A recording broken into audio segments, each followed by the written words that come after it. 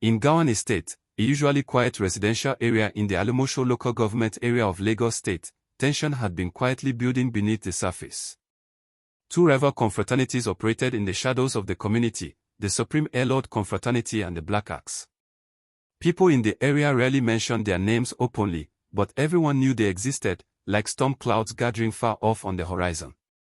The trouble truly began after the death of a young man who belonged to the Black Axe. His passing was not the result of a street clash or any open confrontation. He had fallen ill, suddenly and mysteriously. The sickness came without warning and grew worse despite efforts to treat it. No one could fully explain the cause or nature of the illness. What people did know, however, was that his death was not linked to any direct rivalry with another group. Even so, among members of the Black Axe, grief mixed with suspicion, anger, and unspoken questions. They had lost one of their own, and the pain of that loss hung in the air like thick smoke. One particular night, they decided to honor the memory of their fallen brother with a candlelight procession. As darkness settled over Gowan Estate, small flames began to glow along the streets. Dressed mostly in dark clothing, they gathered in large numbers, their faces serious and heavy with emotion. Holding lit candles, they moved slowly down the road in a long line, singing soft songs and chanting words of farewell. The neighborhood watched from a distance, some from behind curtains, some from across the street, careful not to get too close, but unable to completely ignore the sight. The mood was intense. No one among them was smiling. It was not a night for jokes, loud music, or casual talk. They were mourning, and the whole atmosphere carried a warning: this was not the time to provoke them or say the wrong thing. At the same time, by pure coincidence, a member of the Supreme Airlord confraternity happened to be walking through the area. He was not there for trouble. He was simply passing by, taking a route he had probably used many times. He heard voices, saw the dim glow of candles ahead, and realized that a large group was gathered in the middle of the street. As he got closer, the faces in the crowd recognized him. It did not take long. A few of them pointed in his direction. Whispers moved through the group, then the whispers turned into sharp remarks.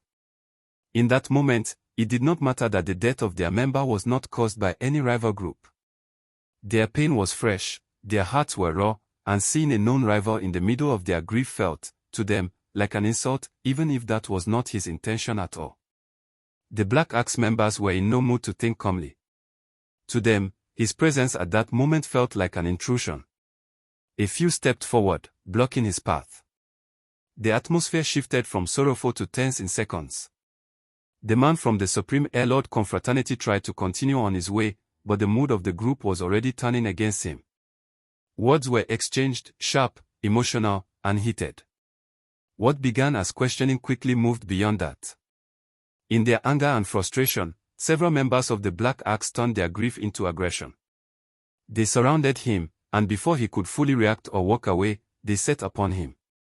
There were no weapons, but there were many hands. They pushed, shoved, and struck him repeatedly, each person adding their anger to the moment. The attack was quick but overwhelming. He was only one person, and they were many. Though there were no loud gunshots or weapons involved, the force of the attack was enough to leave him badly hurt.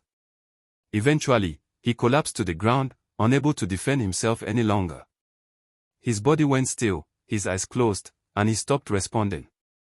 Some residents watched from a distance, afraid to intervene while the group was still charged with emotion. When the Black Axe members finally stepped back and moved on with their procession, leaving him on the roadside, the street fell into an uneasy silence. The candles continued to glow in the darkness as the group moved away, but the spot where he lay became the new center of attention. After they had left, a few brave passers-by rushed to his side. They checked his breathing and realized he was unconscious but still alive. Without wasting time, they organized transport and carried him to the nearest hospital, hoping he would receive urgent medical attention. By the time they arrived at the hospital, the story had already begun to spread quietly through Gowan Estate. A night of mourning had turned into a night of retaliation, and what started as grief for one fallen member had now drawn another young man into danger. The quiet estate, which had once only whispered about confraternities, was about to witness a full-blown conflict that no one had truly prepared for. The young man from the Supreme Airlord confraternity spent days in the hospital, fighting to stay alive. His body was weak, his face badly bruised, and his breathing shallow. At first, nobody was sure if he would make it. But slowly, after several days of treatment and close care, he began to recover. His eyes opened, his strength returned little by little, and in the end, he survived the brutal attack that had almost taken his life. News of his survival spread quickly among members of the Airlord confraternity. At first, there was relief that they had not lost one of their own. But that relief did not cancel out their anger. In their eyes, what had been done to him was more than just a street beating. They saw it as an act of humiliation, an attempt to show that the Black Axe could do whatever they wanted without consequences. The fact that their member had been attacked on a night when he had no intention of provoking anyone made it even worse. He had simply been passing by, yet he became the target of their pain and frustration. Within the Airlord group, emotions were running high. They visited their injured brother at the hospital, saw the bandages, the marks on his skin, the way he winced when he tried to move.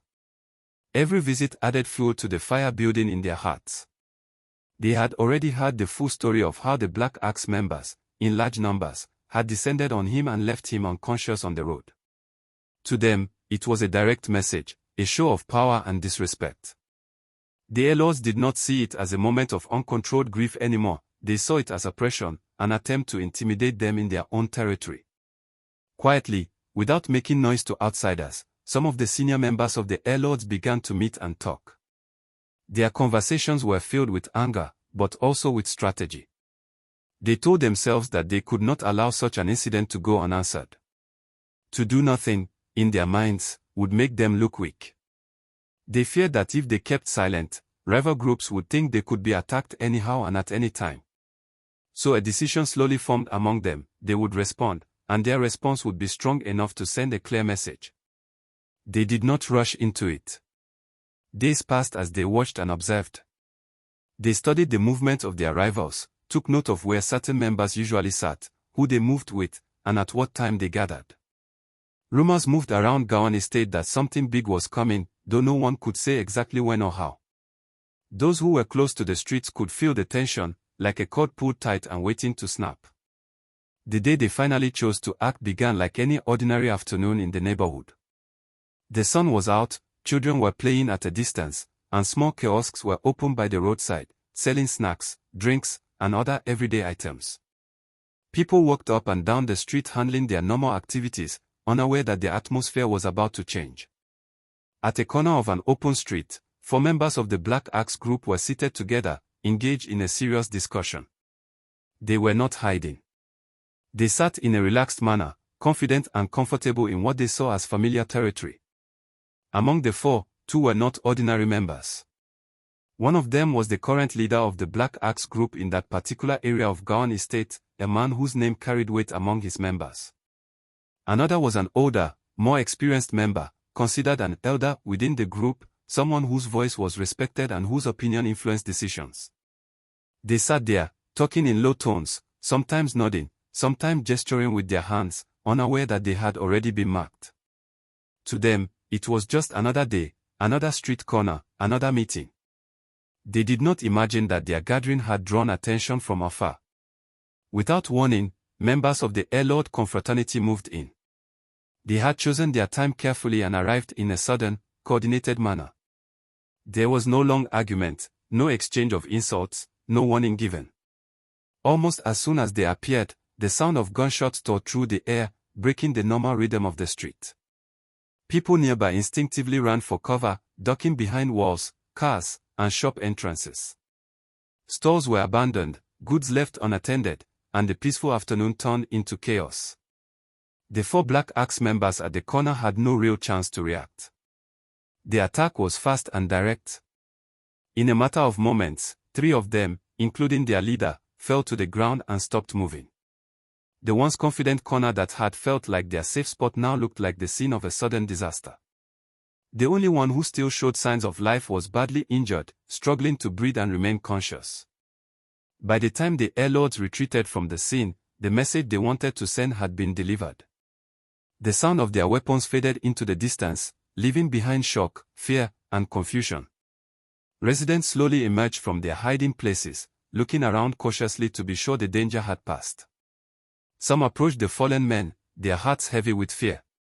They quickly arranged for the injured man, the only one still breathing, to be rushed to the hospital, hoping he might survive. At the hospital, doctors and nurses did their best to save him. For a brief moment, there was hope that he might pull through. But his injuries were severe, and despite all efforts, he later passed away. With his final breath, the tally of that afternoon's tragedy rose even higher.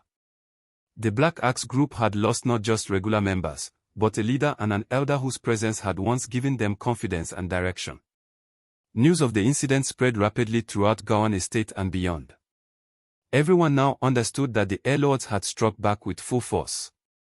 Even though their own member had survived the earlier beating, they had chosen not to let the matter rest. Instead, they had delivered a heavy and decisive blow that changed the balance of power.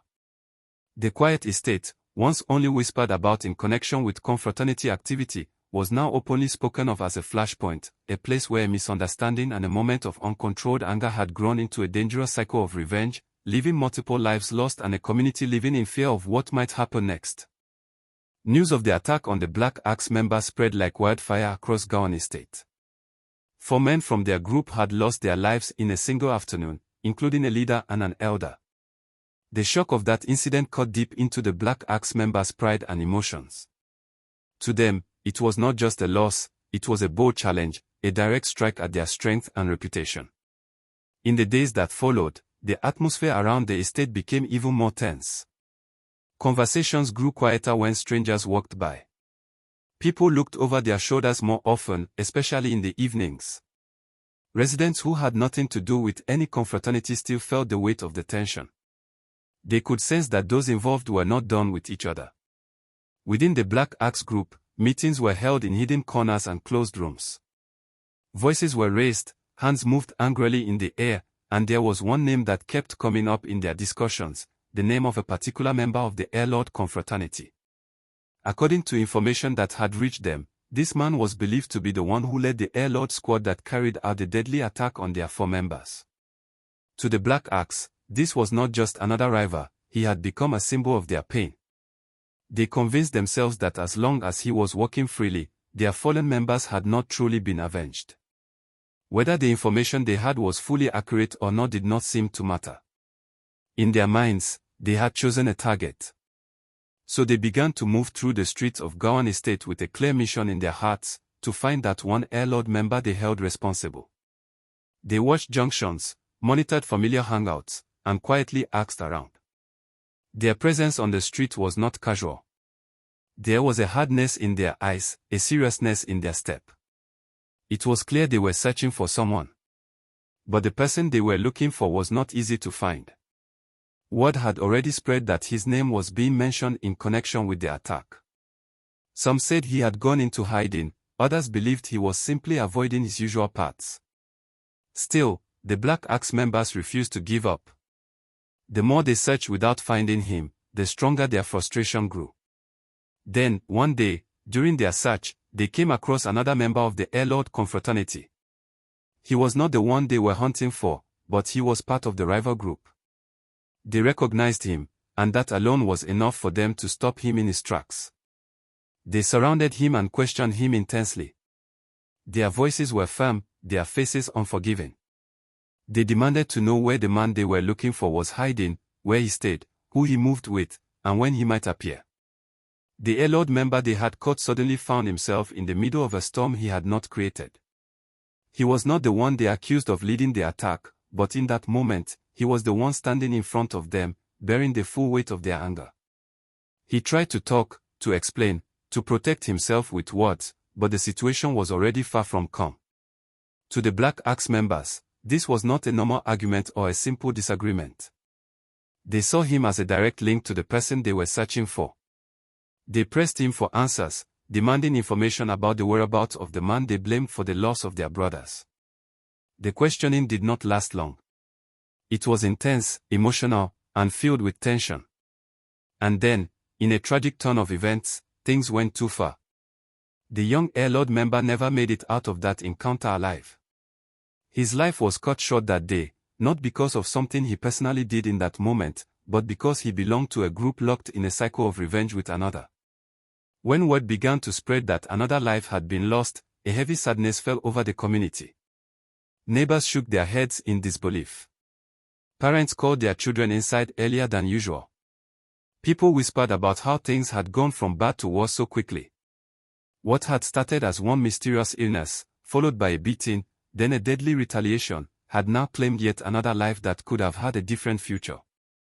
The pattern was clear, one action led to another, and every response only created more pain. None of the young men involved woke up that day thinking they would never see the end of it. They had families, friends, dreams, and personal struggles just like everyone else. Yet, because of confraternity ties and a culture of revenge, their lives were cut short long before their time. In the end, there were no real winners, only families in mourning, friends in tears, and a neighborhood living in fear. The streets that once echoed with normal daily activity now carried the memory of repeated tragedies. This story is a clear reminder that cultism brings nothing but loss, fear, and regret.